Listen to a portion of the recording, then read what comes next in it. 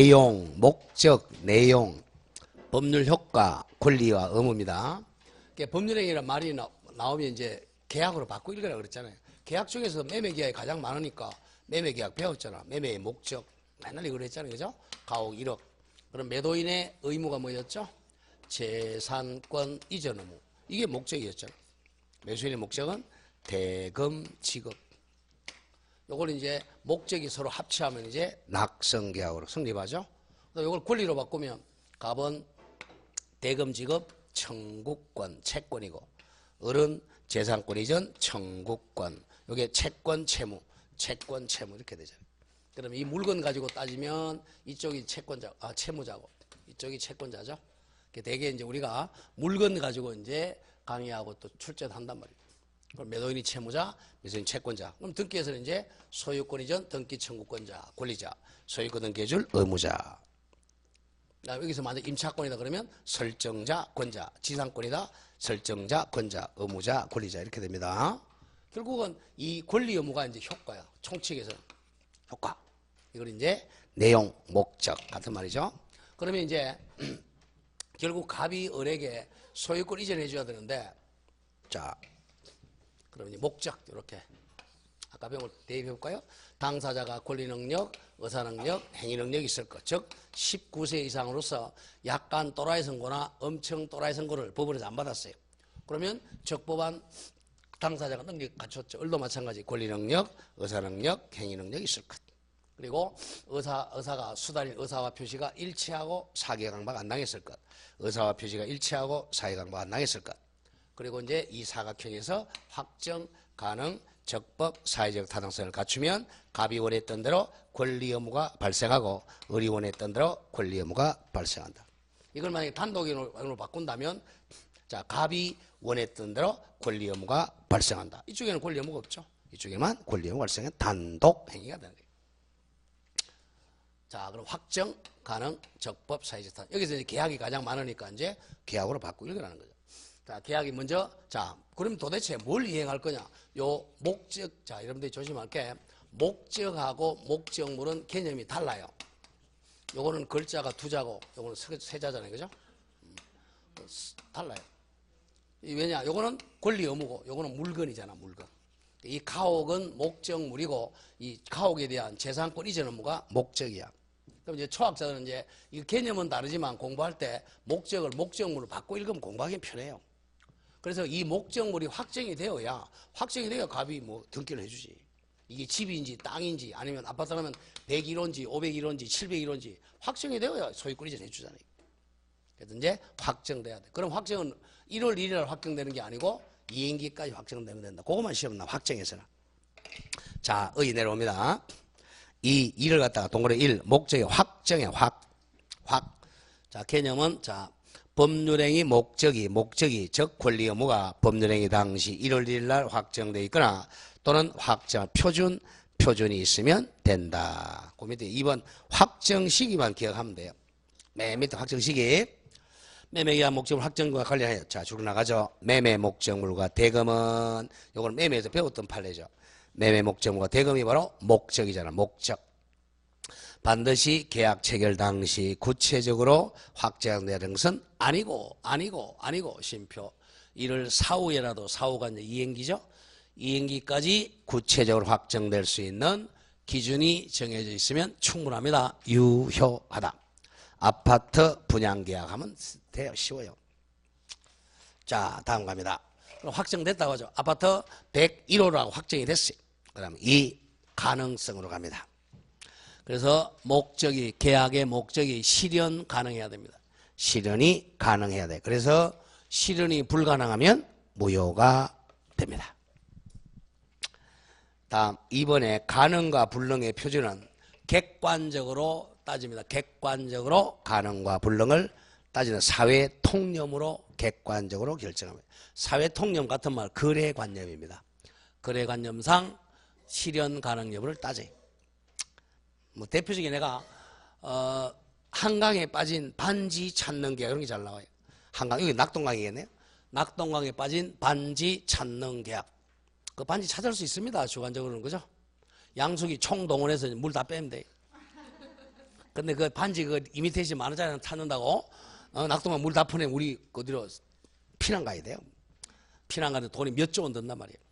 그러니까 객관적으로는 사회 통념상 무효다, 불가능하다 이렇게 보는 거죠. 다음 3번이 불능의 분류. 요게 이제 1, 2년에 한 문제 꼭 나와요. 원시적 불능과 후발적 불능으로 갑니다. 자, 오른쪽 갑니다. 참고를 외우세요. 차라리. 자, 원시적 불능은 우리 계약부에서 배웠죠. 자, 처음부터 불가능한 게 무슨 불능이죠? 원시적 불능. 나중에 불가능한 걸 후발적 불능입니다. 자, 원시적 불능 요것만 무효죠. 우측에 원시적 불능은 자, 전부 불능일 때 무효입니다. 원시적 전부 불능은 1월 1일 날 계약했는데 한 2, 3일 전에 가옥이 불타 없어졌죠. 전부 불능은 무효. 이때 535조 무슨 문제 발생한다? 계약 체결상 과실 책임 문제가 발생할 수 있습니다. 계약 체결상의 과실 책임은 예외적으로 신뢰이익 배상이죠. 신뢰이익 배상. 그 다음 거기 이제 일부 불능은 원칙은 이제 일부는 전부 무효가 원칙이에요. 원칙인데 예외적으로 이제 일부만 유효도 가능합니다만은 다만 중요한 것은 줄거세요. 수량 지정 매매죠. 여기 더 포인트입니다.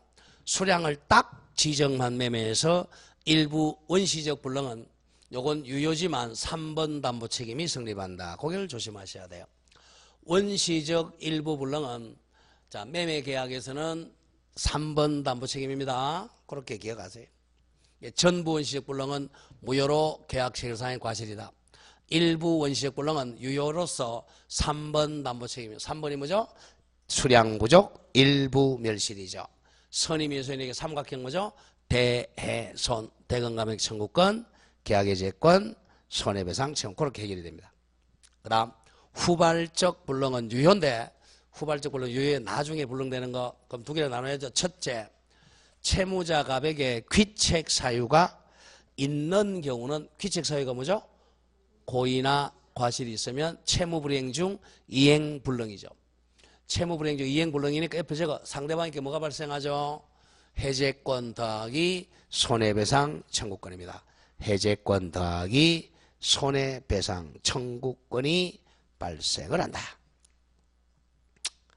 그 다음 두 번째, 채무자 갑에게 귀책 사유가 없으면 채무불이행이 아니라 무슨 부담이죠? 위험부담 문제입니다. 위험부담은 갑의 채무 소멸, 을의 채무 소멸이죠. 갑과 을 둘 다 채무가 면한다. 이게 채무자 위험부담. 그렇게 기억을 해야 됩니다.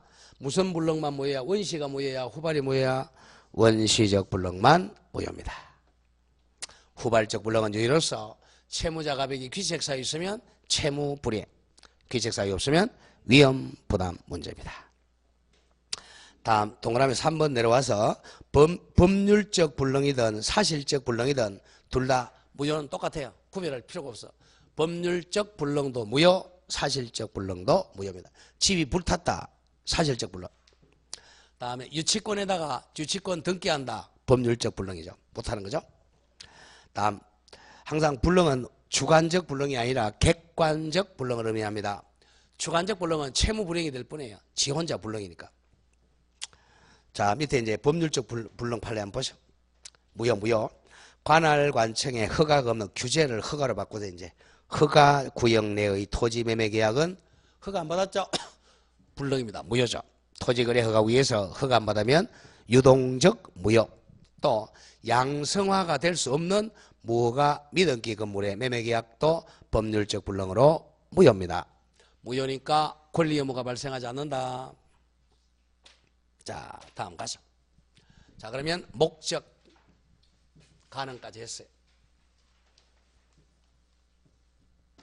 목적성 가능. 그 다음에 자, 이제 법으로 가야죠. 적법입니다.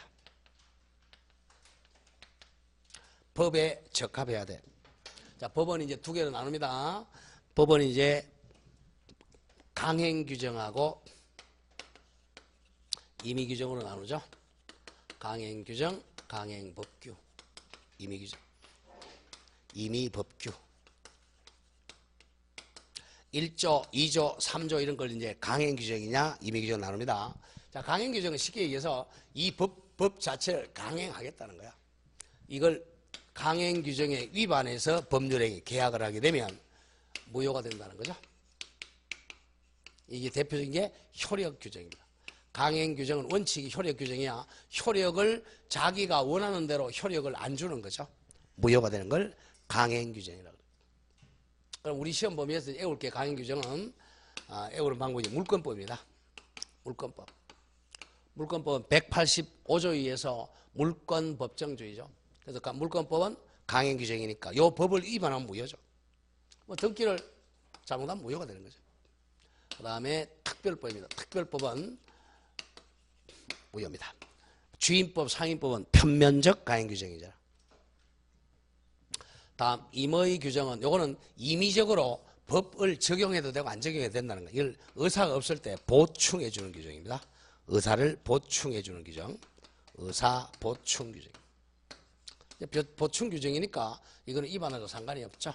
위반해서 특약하면 오히려 이 특약 자체가 유효가 되는 거죠. 오히려. 그래서 이 특약이 없을 때만 요 법규가 적용이 되는 겁니다. 보충적으로. 이거는 우리 공부방법에서 우리 채권법, 채권계약이죠. 채권계약법. 우리 시험 범위에서 계약법이죠.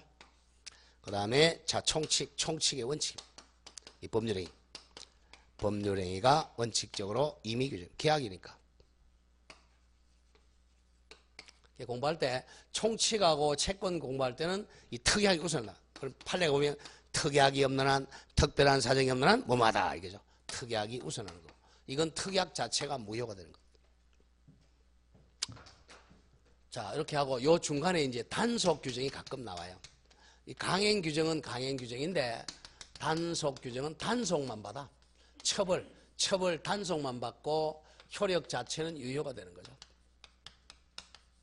이 처벌 안 받는 거고. 단속 뭐 벌금을 맞는다든지 뭐 징역형을 산다든지 과태료를 맞는다든지 처벌만 받고 계약, 사법상 계약은 유효한 거. 대개 이제 경찰 단속법규나 음식물 단속법규가 많아요. 단속 규정. 자, 그거만 하나 정리하죠. 밑에 1. 강행법규의 의의입니다. 자, 강행법규라는 것은 두 번째 줄 당사자의 의사에 의해서 그 적용을 배척하거나 이에 반하는 특약할 수 없는 규정을 강행규정이라고 그래요. 자, 그래서 이제 강행규정은 사회 질서의 관계에 있는 규정으로 강행규정 위반은 무효입니다. 그 중에 이제 효력규정이 무효죠. 자, 2번 단속법규는 좀 외우셔야 됩니다. 가끔 출제하니까 단속법규는 처벌만 받고 효력은 유효한 거죠.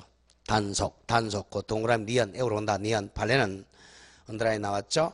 우리 부동산 등기 특별조치법에 보면 중간 생략 등기는 합의하면 유효죠. 유효인데 처벌은 받아요. 중간 생략 등기는 3학년 일반이죠. 3년 이하의 징역, 1억 이하의 벌금입니다. 그 다음에 두 번째 등기 원인을 허위로 기재하면 처벌은 받지만 등기 자체는 유효하죠. 매매를 정여로 바꾸거나 정여를 매매로 등기하는 것은 유효하고 처벌만 받습니다. 그리고 주택건설촉진법, 지금은 주택법으로 바뀌었죠. 주택법상의 국민주택 전매행위의 금지는 처벌만 받지만 매매 자체는 유효합니다. 대표적인 단속 규정이고. 그 다음 무가 음식점의 판매행위도 처벌만 받고 유효입니다. 그 4개 정도는 기억한다. 중간생략 등기 유효, 등기원인 허위기재 유효, 전매특약 유효, 음식료 판매 유효고 처벌만 받는 대표적인 단속 규정입니다. 뭐 작년에는 그 국민주택 전매행위 이게 나왔죠. 단속 규정으로. 다음 3번의 효력 규정은 이건 100% 무효가 되는 거죠. 효력을 위반했으니까. 자, 판례가 법정 최고액 초과하는 중개수수료. 중개수수료가 0.9%인데 20% 받았다. 그러면 초과 부분은 무효. 그런 점을 많이 나왔고, 맨 밑에 심표담. 공인중개자 자격이 없는 자가 부동산 중개업 규정에 위반해서 개설 등록하지 않고 중개하면서 중개수수료 지급약정은 무효입니다. 효력규정 위반으로 무효. 다음 우리 부실법에서 명의신탁 약정은 무효. 부실법이라는 효력법규 위반 무효. 그 다음 투자 수익을 보장한다는 약정도 무효. 이제 국계법에서 토지거래 허가구역에서 허가를 아직 못 받은 건 유동적 무효니까 효력 규정입니다. 자, 효력 규정은 많아요. 효력 규정을 외우지 말고 단속 규정이 몇 개 안 되고 4개 외우세요. 단속 규정. 대표적인 애가 중간 생략 등기, 등기 원인 허위 기재, 국민주택 전매행위, 그리고 음식물 판매행위. 이런 4가지만 단속 규정이다. 그렇게 쉽게 외우면 되겠습니다. 다음으로 이제 임의 법규. 임의 법규는 자, 하나, 둘, 셋, 4번째 줄 보세요.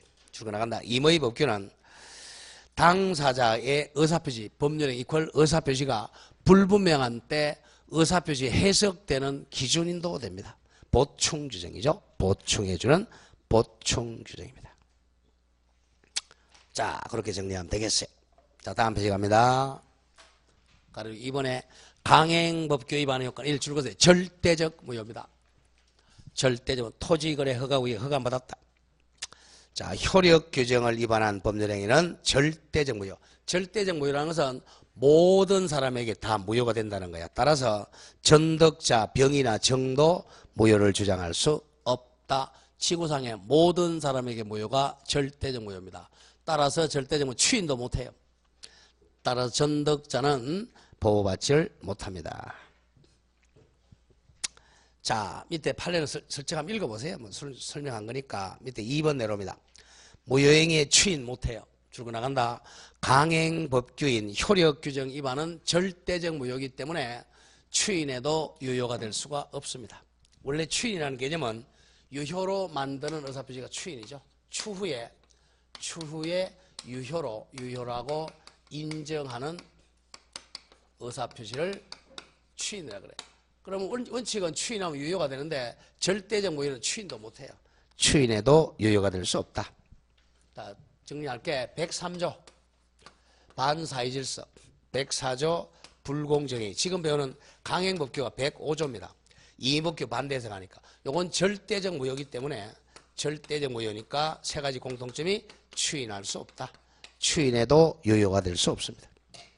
103조 반사회질서, 104조 불공정행위, 105조 강행법규. 이거는 절대적 무효니까 추인할 수 없다. 자, 확정 가능 적법까지 왔어요.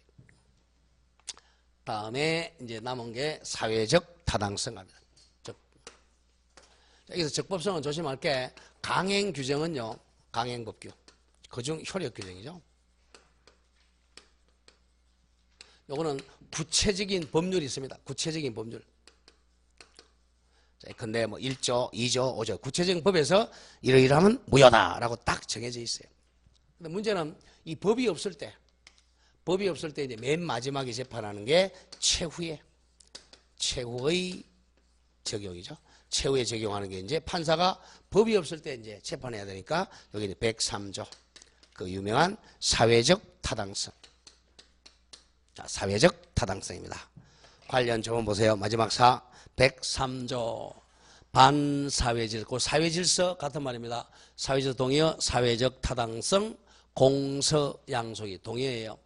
사회질서, 사회적 타당성, 공서양속에 위반한 계약은 무효라는 겁니다.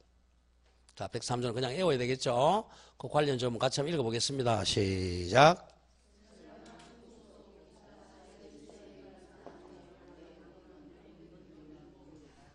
거기 선량한 풍속은 미풍양속을 의미하는 거고, 기타 이제 사회 질서가 바로 공서양속, 사회적 타당성. 지금 이제 싸가지입니다. 싸가지도 표준으로 됐죠, 그죠? 그래서 이제 갑과 을이 계약을 했는데, 법률행 했는데, 법이 없어요. 대표적인 애가고, 최후 대표적인 애가, 우리 법에 없는 게 대표적인 애가 이제 첩계약, 부첩계약, 첩계약, 도박계약, 적극 가담한 이중매매 이런 거죠. 적극 가담한 이중매매. 요게 이제 가장 많이 나오죠. 자, 이게 유효냐 무효냐 법이 없어요. 자, 첩계약은 민법에 1조부터 1118조까지 아무리 뒤져도 첩계약 유효인지 무효인지 법이 없습니다. 자, 도박계약도 법이 없어요. 적극 가담한 이중매매도 법이 없습니다. 법이 없으니까 이제 우리 사회질서의 위반 여부를 따지는 거예요. 이때 이제 사회질서는 우리 헌법까지도 적용하게 됩니다. 우리 헌법에 보니까 첩계약은 평등, 남녀 평등에 어긋난다. 그래서 무효다. 도박은 근로 의무를 위반했죠. 일 안 하고 돈 버니까 무효다. 이거는 범죄 행위에 적극가담 하니까 이중매매는 무효다. 이렇게 이제 103조를 적용하게 됩니다. 그럼 103조는 항상 자, 법이 없을 때 맨 마지막에 적용. 이걸 알아야 돼요. 그래야 103조 적용되느냐 안 되느냐 따지는 거예요. 자, 왜 판사가 그냥 103조를 제일 먼저 적용하면 공부할 필요가 없어요. 둘이 소송하러 왔어. 아저씨 싸가지 없네. 너 인마 너 무효야. 너는 졌어. 너 이겼어. 그러면 뭐 판사 공부할 필요도 없죠. 그죠? 법 국회에서 만들 필요가 없는 거야. 또 국회에서 법을 안 만들어서 맨 마지막에 이제 법이 없을 때 그럴 때 이제 적용하라고 104조를 넣는 거예요. 103조. 그리고 이게 나중에 나오겠지만 2조 신의 성실의 원칙과도 관련됩니다. 상대방 배려해야 신의칙. 그러니까 이제 판사가 맨 마지막에 법이 없을 때 적용하는 게 신의 성실의 원칙하고 사회 질서예요. 판사가 아무나 이제 하는 게 아니고. 자, 그러면 이제 우리 일반인들이 그래요. A 판사는 예컨대 뭐 20년 때리고 B 판사는 30년 때리고 그럴 수 있습니다. 형량 자체가 그렇게 돼 있으니까. 뭐 몇 년 이상의 징역 이렇게 되면. 그런데 이제 일반인들 그게 아니죠. 뭐 유전유죄, 뭐 유전무죄, 무전유죄 이렇게 하는 사람도 있는데 그거는 이제 그렇습니다. 그렇지 않고 형량 자체가 그래요. 그 법은 딱 액수가 딱 막 정해져 있는 게 아니고 몇 년 이하의 징역, 몇 년 이하의 징역 이렇게 돼 있으니까. 어떤 경우는 벌금 때리려고 해도 벌금형이 없으면 못 때리는 거예요.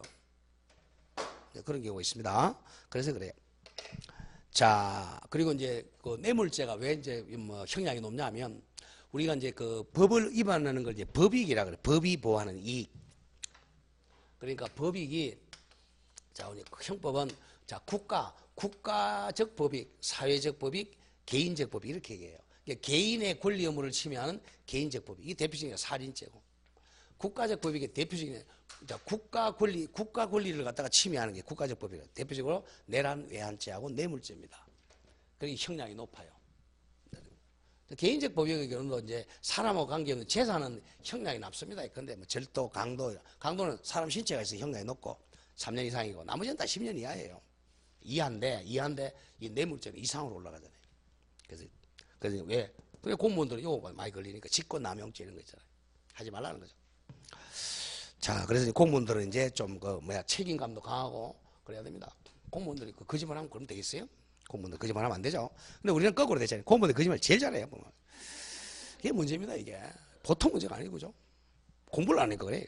앞에 했던 말하고 그 공무원 중에 가장 중요한 게 법을 만든 국회의원들이 제일 거짓말 많이 하잖아요. 다 찍어주려고 그래. 딱 찍어놓으니까 싹 돌아서 보고. 자, 여러분 그러지 마세요. 합격하는 열심히 공부해놓고 말이야. 열심히 공부해야 돼. 자, 그러면 이제 그렇게 기억하고 밑에 이번에 판단 요건은 객관적 요건입니다. 객관적으로 판단한다. 자, 밑에 그 판례가 하나 나오는데 보죠. 객관 요건. 반사회질서 행위는 여기 판례입니다. 법률행위 목적인 권리 의무 내용이 선량한 풍속 기타 사회 위반하는 경우뿐만 아니라 여기 이제 가장 협의죠. 그 내용 자체는 반사회적인 것, 싸가지가 없는 것이 아니라더라도 법률적으로 이를 강제하거나 법률적 강요, 그러면 무효가 됩니다. 또는 법률행위의 반사회적 조건, 이게 불법 조건입니다. 조건에 불법 조건 보통은 무효다.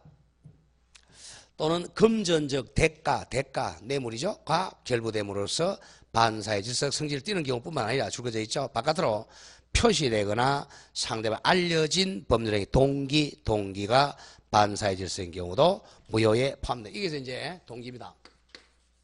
원래 우리 민법에서는 동기는 고려를 하지 않아요.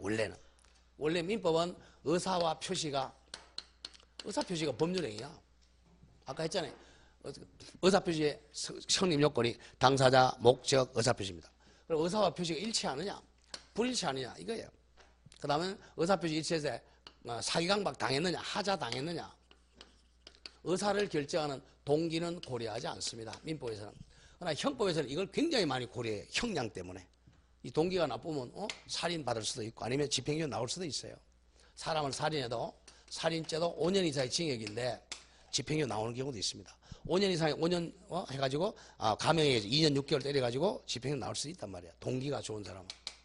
근데 민법에서는 동기는 고려 안 해요.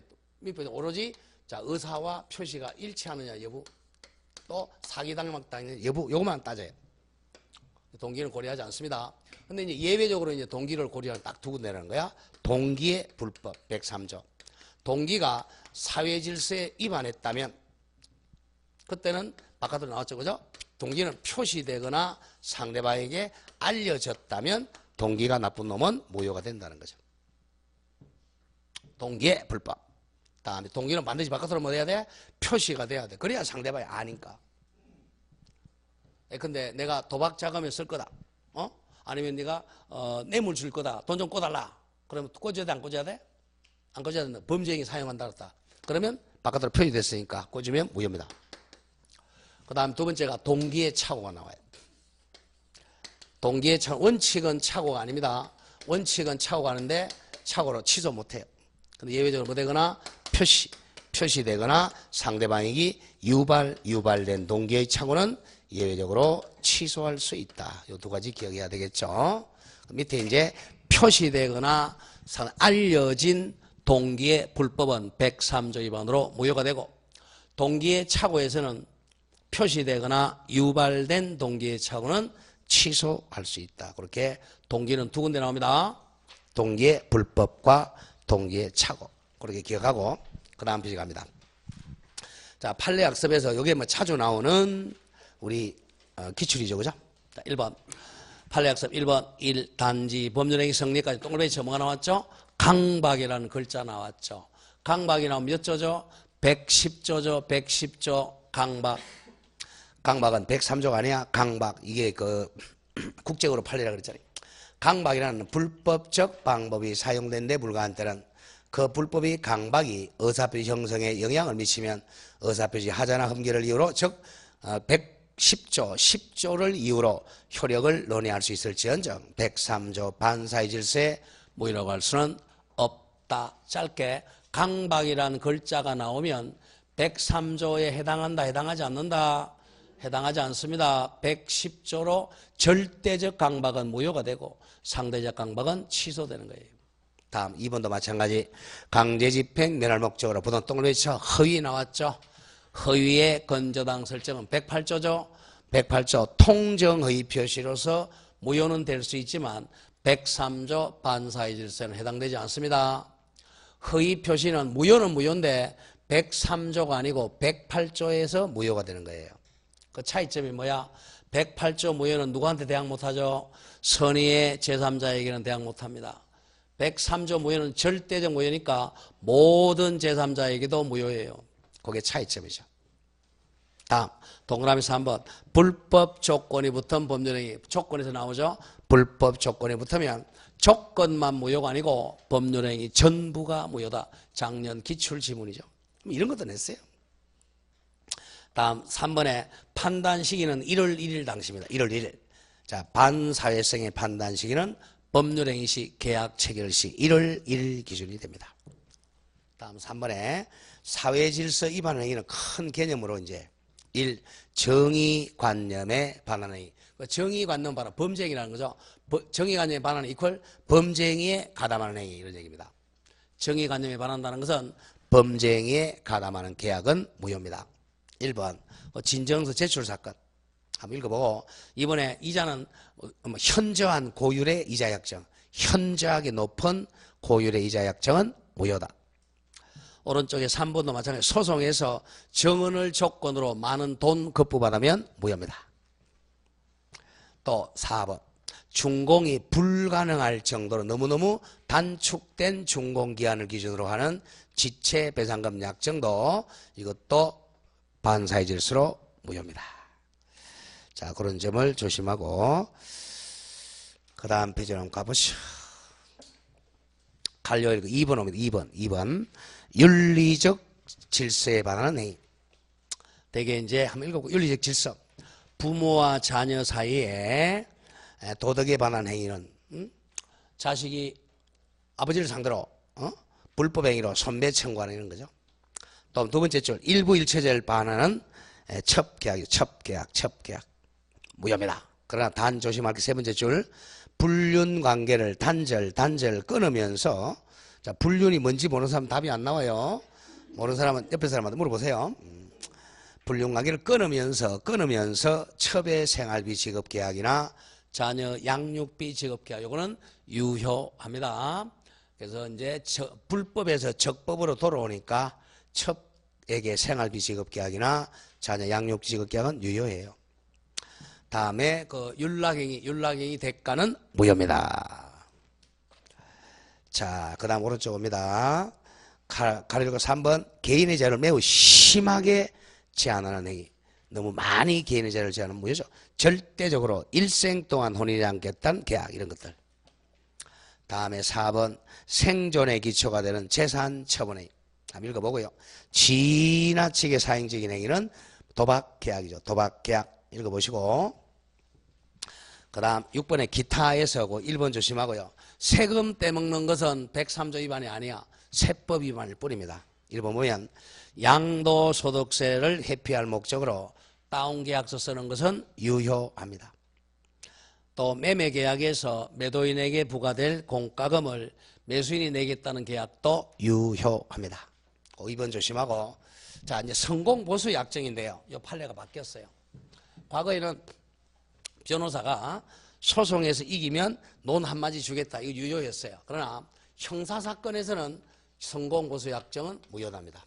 형사사건은 변호사가 하는 게 아니라 이제 판사가 구속 여부는 판사의 재량이기 때문에 형사사건의 성공보수약정은 103조 위반으로 무효다.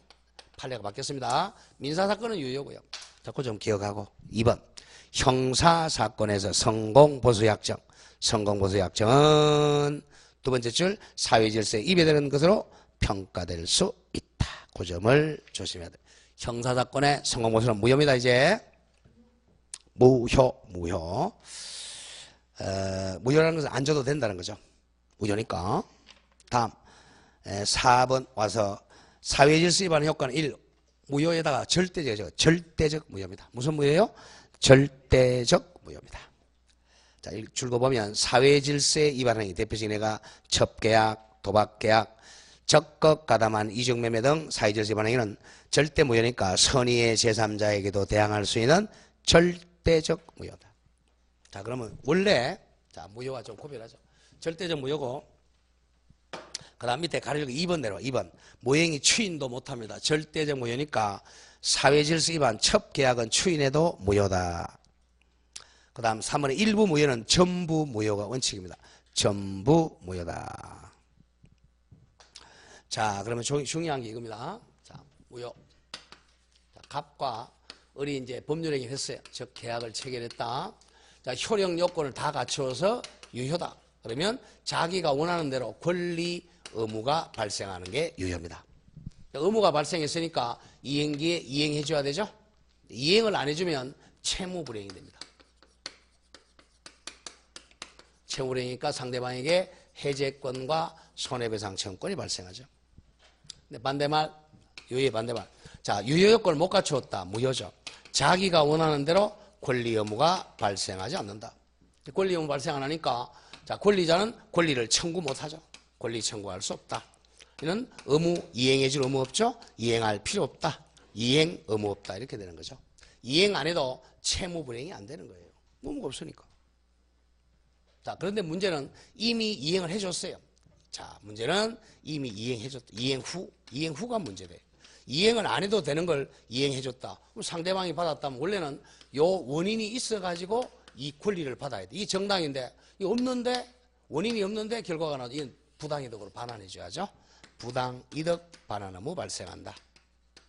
반환 의무. 상대방 입장에서는 부당이득 반환 청구권이 발생하는 거죠. 준 사람은 청구권 발생이고 받은 사람은 반환 의무죠. 이게 이제 무효의 뜻입니다. 취소도 마찬가지죠. 취소 후에는 소급적으로 무효가 되니까 마찬가지야. 이행후는 부당이득 반환 의무. 이건 적지는 마시고 부당이득은요.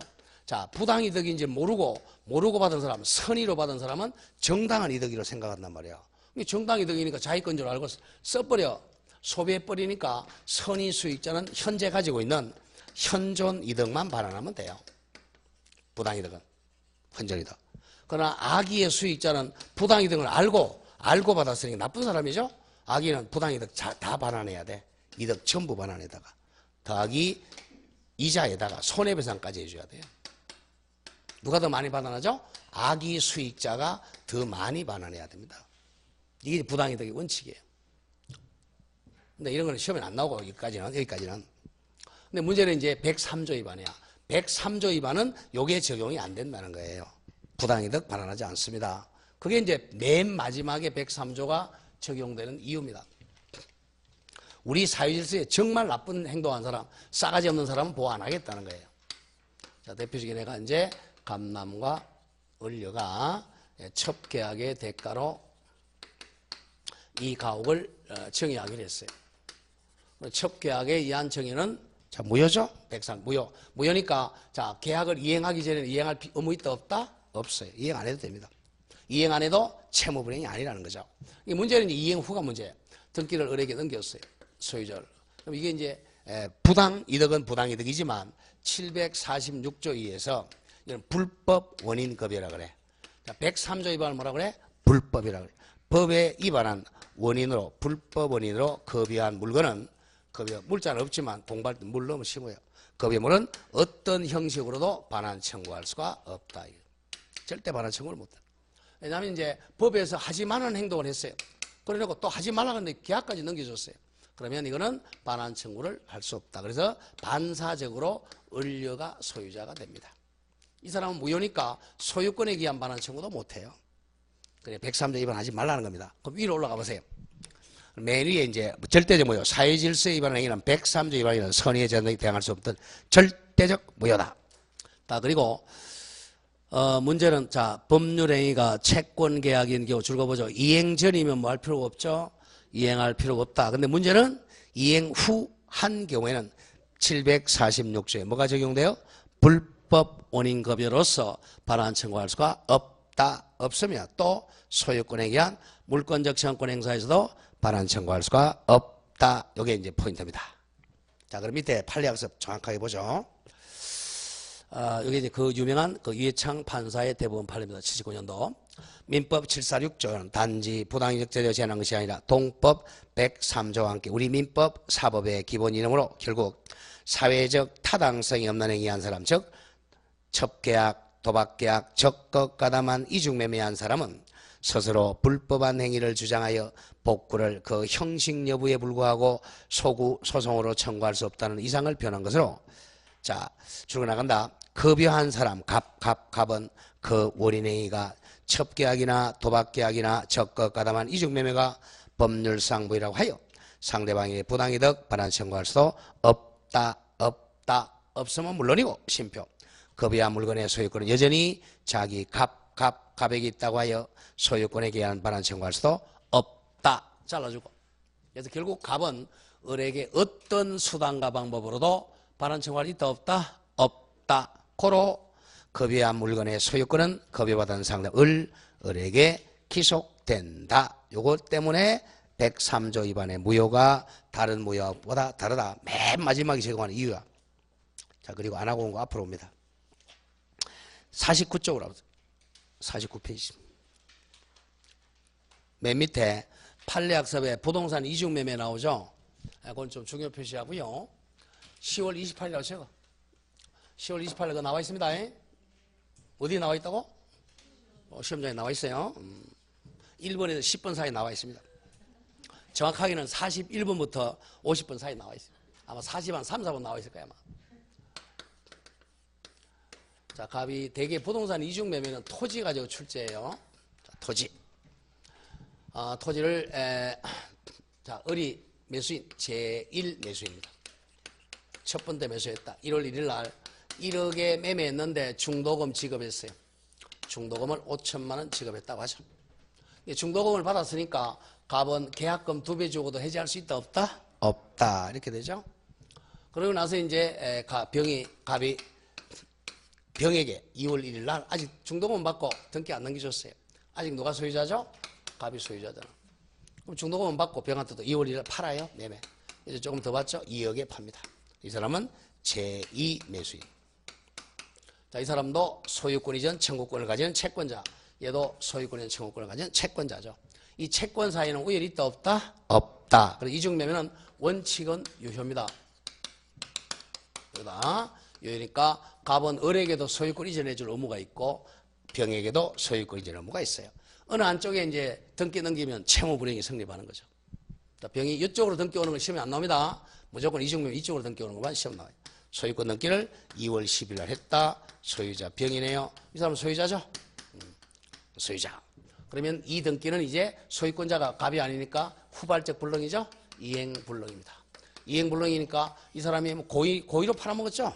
알고 팔았으니까 당연히 채무불이행이니까 을은 이 계약을 막을 수 있다. 해제하고 손해배상 청구할 수 있습니다. 근데 을은 병에게는 대항할 수 있다 없다? 없다. 물건과 채권이 충돌하니까 물건이 그게 1번 먼저 갑니다. 원칙 유효 이걸 기억해야 돼요. 땡땡 채권은 배타적 성의도 없고 자유경쟁의 원리상 자 줄거세요. 동일 부동산에 대하여 이중매매계약을 체결한 것만으로는 아직은 사회질서 위반을 볼 수 없고 제2매수인 등기가 유효하다. 그리고 을은 갑에게 뭘 할 수 있다? 채무불이행으로 손배 청구하고 해제할 수는 있다. 그게 문제가 됩니다. 원칙은 유효다. 다음 2번 예외. 예외가 적극 가담이 나옵니다. 똑같은 사안이에요. 이번에는 갑이 이제 중도금을 받았는데 병이 자, 이 중도금을 받고 병에게 등기를 넘기면 갑은 배임죄로 감옥에 갑니다. 배임죄. 임무에 입이 죄입니다. 배임죄. 배임죄는 5년 이하의 징역입니다. 배임죄. 배임죄는 그 시험 나오면 중개사법에서 하나 나올 겁니다. 이게 이제 판례가 바뀌기 하나 있는데 명의신탁에서 3자간 명의신탁에서 팔아먹으면 배임죄가 안 됩니다. 이제 무죄가 돼요. 자, 그러면 뭐 중개사법에서 만약에 명의신탁에 나온 배임죄가 성립한다 안 한다? 안 한다. 그것만 기억하세요. 판례가 바뀌었으니까. 자, 가보죠. 중도금 받고 이렇게 팔아먹었어. 그러면 병은 소유권 취득했지만 갑은 감옥으로 갑니다. 5년 이하의 징역 배임죄로. 그런데 이번에는 이 병이 이제 갑한테 이게 적극 가담한다는 거예요. 배임죄라는 범죄에 적극 가담. 자, 적극적으로 가담하면 배임죄, 범죄행위 가담하니까 이제 103조 위반으로 무효가 될 수 있다는 거죠. 병이 이제 을한테, 갑한테 가요. 갑아. 너 이렇게 팔았냐? 나한테 3억에 팔아라. 내가 세배 더 줄 테니까 팔아. 그러니까 갑이 하는 말이 아니야. 내가 중도금 받아가지고 너한테 등기 넘기면 나 배임죄로 범죄행위 되니까 감옥에 안 가란다. 그 병이 야 너는 초범이고 그러니까 내가 잘하는 변호사 있으니까 너 집행유예 뽑아줄 테니까 나한테 3억 주고 팔아라. 범죄인을 꼬시는 거야. 형법으로 이미 교사범이죠. 이 사람이. 교사. 이 사람은 정범이 되는 거고 둘 다 감옥에 가는 거죠. 적극 가담했다 그러면 범죄행위 많으니까 103조 위반으로 무효라는 거죠. 이 등기도 그러면 뭐가 되죠? 무효 등기가 됩니다. 근데 조심해야 돼. 이제 무효 등기가 되는데 갑이 이 등기를 말소할 수 없다는 거죠. 아까 뭐들요? 746조 무슨 급여니까? 불법 원인급여니까 반환 청구를 할 수가 없어요. 등기를 말소를 못하는 거예요. 그래서 문제가 됩니다. 근데 아까 도박계약이나 첩계약은 이 두 사람 다 잘못했죠. 그죠? 근데 얘는 이중매매 얘는 잘못한 게 없잖아. 이 제1매매 자체는 뭐하다 그랬죠? 이거 유효하잖아요. 유효하니까 소유권 이전 청구권 이게 있잖아. 요걸 이제 보전하기, 이걸 피보전 권리라 그래. 요걸 보전하기 위하여 을은 갑을 대위합니다. 채권자 대위에서 요걸 말소할 수 있다는 거죠. 대위 말소. 대위 말소하면 이제 갑에게 오니까 순차 이전 등기 합니다. 답은 을은 직접 말소를 못하고 어떻게 해야 된다? 갑을 대위에서 말소할 수 있을 뿐이다. 이게 거의 답이고. 그 다음에 절대 무효니까 병이 만약에 정한테 팔았다. 그럼 이 사람도 선악불문하고 이걸 전덕자라고 그래. 전덕자는 소유권 취득 못합니다. 그러니까 대위말소, 순차이. 수십 명에도 넘어가도 대위말소 절대 무효입니다. 자, 이렇게 나간다. 예외 무효는 적극 가담에 나와야 돼. 땡땡. 제2매수인 병이 제1매수 사실을 알고 뭐가 나왔죠? 적극 가담한 경우에 사회질서 위반의 법률행위로 무효입니다. 적극 가담해야 됩니다. 자, 이 사람이 범죄행위에 적극 가담해. 얘가 적극 가담은 아니에요. 그 점을 조심해야 돼. 3. 채권자 대위 땡땡. 부동산 이중 매매가 양도가 무효인 경우 제1매수인 을은 직접 제2매수인 병으로부터 이전하기 청구할 수는 없다. 잘라주고 대위하죠. 없고 매도인 갑을 대위에서 제2매수인 병에 대해 등기 말소를 청구할 수 있다. 반드시 기억을 해야 돼. 그 다음에 4번은 대리에서 나온 거죠. 대리인이 부동산 이중으로 매매하면 대리인 표준이죠. 대리인 표준. 그 매매 계약이 반사회적 법률행위인지 여부는 누구 기준으로 해야 되죠? 대리인 기준으로 결정을 한다. 자, 그렇게 정리가 됩니다. 자, 이렇게 해서 이제 103조를 마치고 554페이지입니다. 6번은 불공정행위 나오죠? 네, 불공정행위. 네, 이건 조금 쉬었다 하죠? 좀 쉬었다 하겠습니다.